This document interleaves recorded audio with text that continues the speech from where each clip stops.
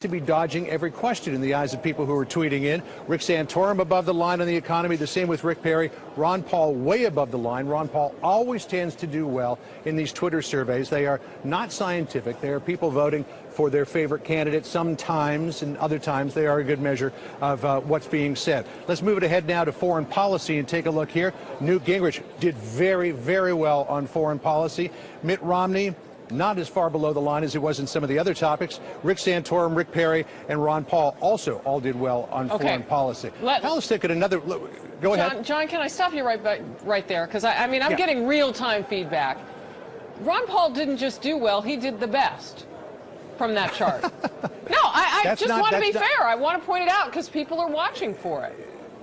He did very, very well tonight. And, I mean, his bars are bigger than everyone else's, so we report, you decide. Okay. Let's take a look at race. Newt Gingrich did well in that. Romney, again, seen as ducking the questions. Rick Santorum did fairly well. Rick Perry, all right. And again, Ron Paul with a big bar there. Now let's take a look at Romney's record and see how they did. Newt Gingrich did not do well on this one. This was the first question out of the box when he was asked about the attacks on Romney vis-a-vis Bain Capital. Romney didn't do well on his own record. Santorum just about in the middle. Perry as well, seen as dodging questions about Romney's record. And there he is, Ron Paul, with the big stack of good answer, Ron. Let's drill down on the candidates themselves. First of all, Mitt Romney, how he did. Look at this on the record, well below the line into the dodge on literally every topic with the exception of foreign policy, because he did do fairly well on the foreign policy questions. Newt Gingrich now, bring him up and let's take a look at how he did. On Romney's record, a little more dodge than answer, but on all the other topics, economy, race, foreign policy, social issues, he did very well. All right, let's bring up the next candidate, Rick Santorum.